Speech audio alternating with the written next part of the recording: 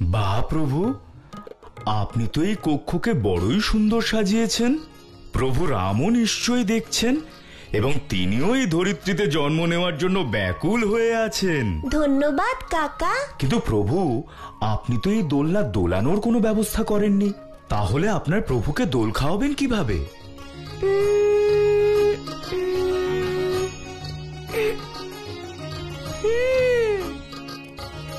হে লেজ মহাশয়, দেখাও তোমার ক্ষমতা।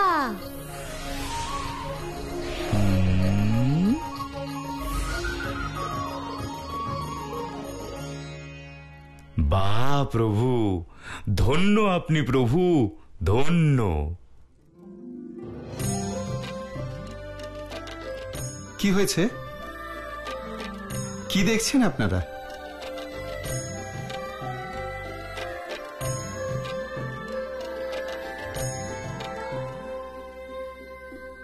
আমি এভাবেই দোলনা দুলিয়ে প্রভুকে গান শুনিয়ে ঘুম পাড়াবো। অতি উত্তম প্রভু, আপনি ধন্য। পুত্র মারুতি,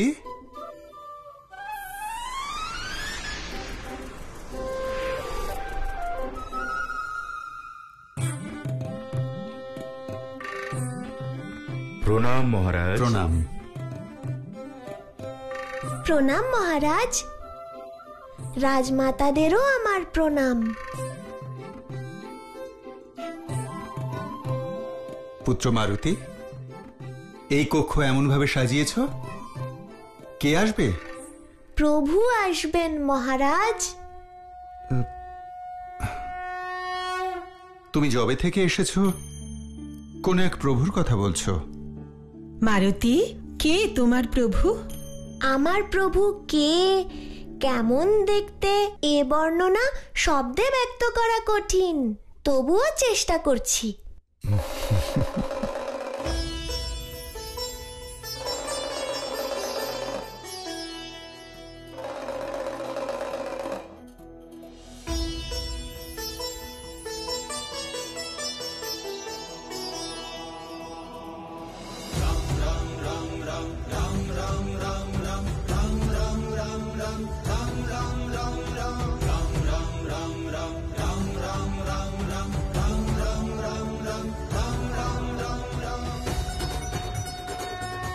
জয় শ্রীরাম, জয় শ্রীরাম, শ্রীরাম, জয় শ্রীরাম। সাধু সাধু, বড় শ্রুতিমধুর। এবার তো তোমার এই গান শুনে আমাদের কৌতূহল আরো বেড়ে গেল। কিন্তু কোথায় আছেন তোমার প্রভু? এ প্রশ্ন তো আমার আপনাকে করা উচিত মহারাজ। অর্থাৎ? মহারাজ, যিনি আপনার সন্তান হতে চলেছেন তিনিই আমার প্রভু।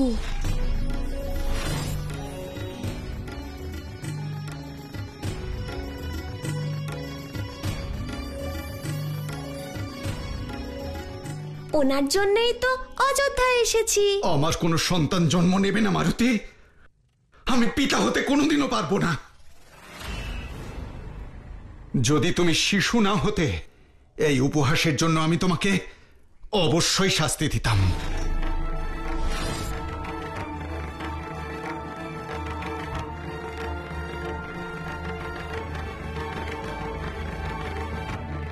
শান্ত হন মহারাজ, মারুতি আমাদের অতিথি। আশা করি আমাদের অতিথি আপ্যায়নে কোনো ত্রুটি আমরা রাখিনি। আমার অনুমান যে অযোধ্যায় আসবার কারণ তোমার সম্পূর্ণ হয়েছে। যদি তাই হয়ে থাকে আমাকে জানিও। তোমাকে বিদায় জানিয়ে আমি বানপ্রস্থের উদ্দেশ্যে রওনা হব। আমার কথায় মহারাজ এত ক্রুদ্ধ হয়ে গেলেন কেন? এর উত্তর শুধুমাত্র গুরুদেব বশিষ্ঠই দিতে পারবেন। মুনিবর, রাজা দশরথ মনে এমন কি কষ্ট চেপে রেখেছেন যে সন্তান শব্দ শুনলেও উনি ক্রুদ্ধ হন? সেই দুর্ভাগ্যপূর্ণ ঘটনার বর্ণনা করার চেয়ে বরং আমি তোমায় তা অনুভব করাবো, যাতে তুমি বুঝতে পারো বাস্তবে মহারাজ কেন সেই বিদ্বেষ অনুভব করেন। চলো।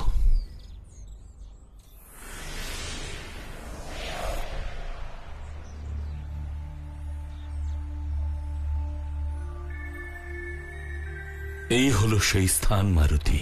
সেই দুর্ঘটনা এখানেই ঘটেছিল।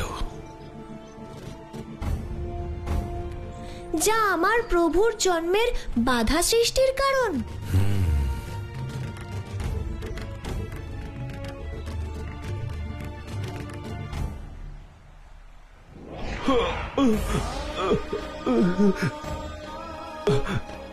আমার মতো এক নিরীহ পথিকের ওপর কে বাণ নিক্ষেপ করেছেন?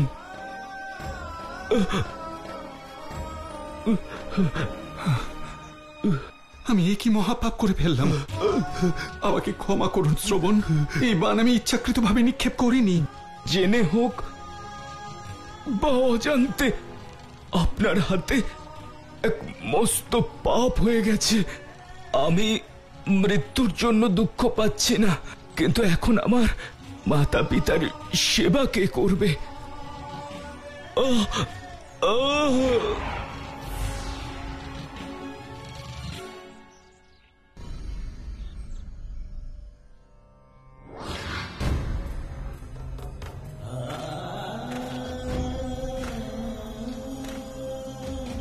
কে কে আপনি? পুত্র, তুমি চলে এসেছো? না, এ আমাদের পুত্র নয় স্বামী। হে আগন্তুক, কে আপনি? আর আর আমাদের পুত্র কোথায়? দেবী, আমি অযোধ্যার মহারাজ দশরথ। আমার অজান্তেই আপনাদের পুত্রকে আমি হত্যা করেছি। না, না, আপনি আমাদের জীবনের আশা কেড়ে নিয়েছেন।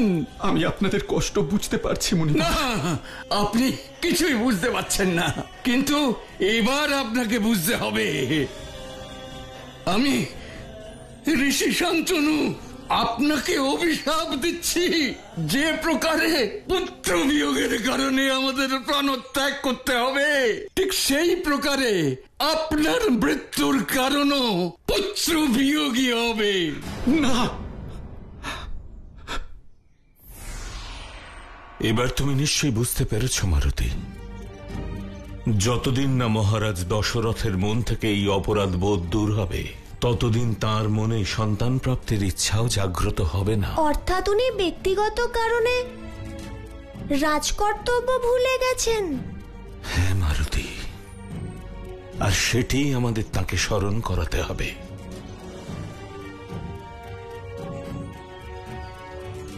এর উপায় আমার কাছে আছে মুনিবর।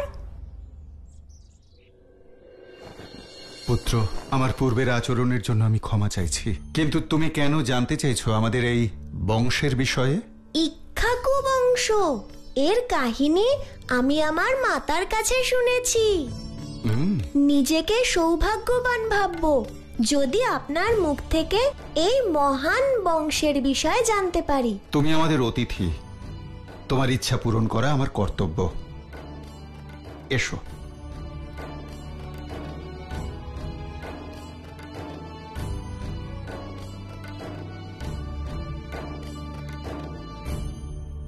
ইনি হলেন মহারাজ ইক্ষ্বাকু।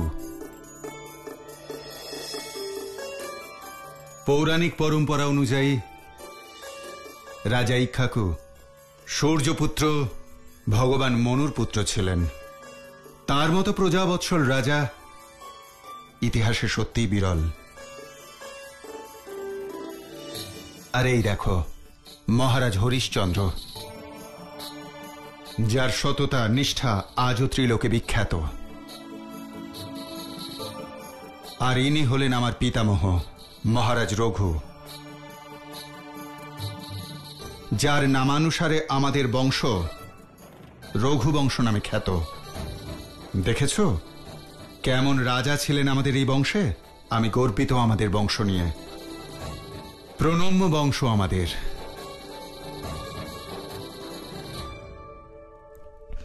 তাহলে বংশের এই বিজয় ধারা আপনি রোধ করছেন কেন? অর্থাৎ যদি আমি কোনো ভুল করি তাহলে আপনি আমার মাতা পিতাকে শাস্তি দেবেন না সুমেরু বংশকে? না পুত্র, কখনোই না। একইভাবে পুত্র বিয়োগের অভিশাপ আপনি পেয়েছেন, আপনার বংশ নয়। কারণ ভুল আপনি করেছিলেন।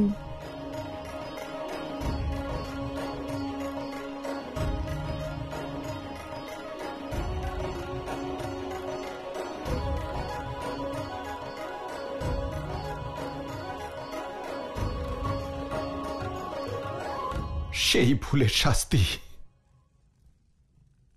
আমি নিজেই নিজেকে দিচ্ছি মারুতি।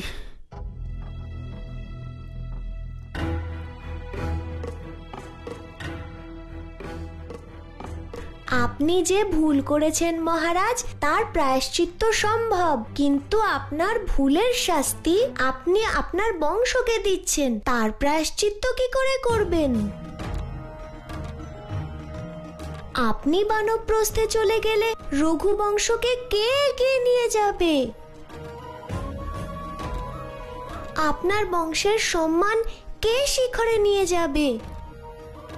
আপনি কি চান আপনার বংশের মাহাত্ম্য আপনার সাথেই সমাপ্ত হোক? থামো মারুতি, থামো। আর নয় পুত্র,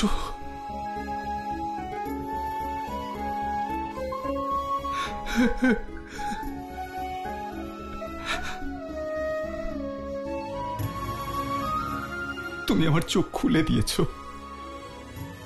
নিজের গ্লানির কারণে আমি আমার বংশের সর্বনাশ করছিলাম। আমি বানপ্রস্থের ইচ্ছা পরিত্যাগ করব পুত্র।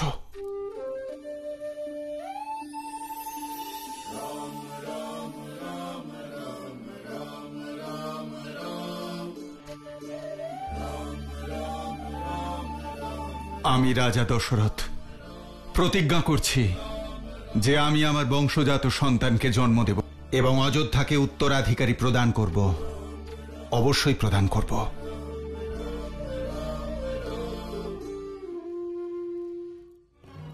মহারাজ। প্রণাম গুরুদেব। প্রণাম গুরুদেব। আপনার ইচ্ছানুযায়ী তাহলে পুত্রেষ্টি যজ্ঞ করতে হবে মহারাজ। পুত্রেষ্টি যজ্ঞের দ্বারা প্রাপ্ত অভীষ্ট পুত্র আদর্শ এবং সমগ্র সংসারের বিচক্ষণ প্রতিভার অধিকারী হবে। এই যজ্ঞের দ্বারা প্রাপ্ত পুত্র যুগ যুগ ধরে আপনার বংশের খ্যাতির কারণও হবে।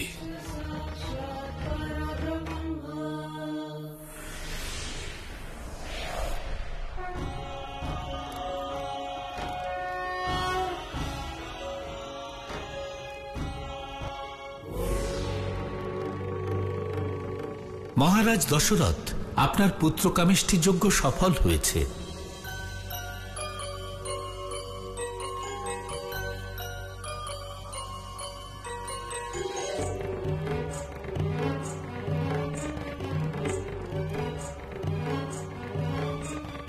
এখন আপনার পুণ্য কর্মের দ্বারা পুত্ররত্ন প্রাপ্তি হবে। এই পাত্র গ্রহণ করুন। এর মধ্যে যে দ্রব্য রয়েছে তা আপনার পুণ্য কর্মেরই ফল। এই দ্রব্য আপনার পত্নীদের গ্রহণ করান। আপনাকে অসংখ্য ধন্যবাদ।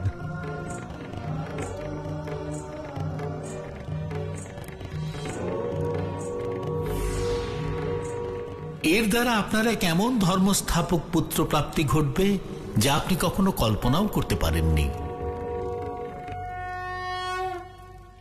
বলো যোগ্য পুরুষের জয়। বলো মহারাজ দশরথের জয়। বলো মহারাজ দশরথের জয়। আমি তোমার কাছে কৃতজ্ঞ পুত্র মারুতি। এসব তোমার জন্যই সম্ভব হলো। এখনো হয়নি মহারাজ, বরং হবে। শীঘ্রই রাজমাতাদের এই যজ্ঞর প্রসাদ গ্রহণ করতে বলুন, যাতে সমগ্র সৃষ্টি যার প্রতীক্ষায় আছে তার আগমন হয়।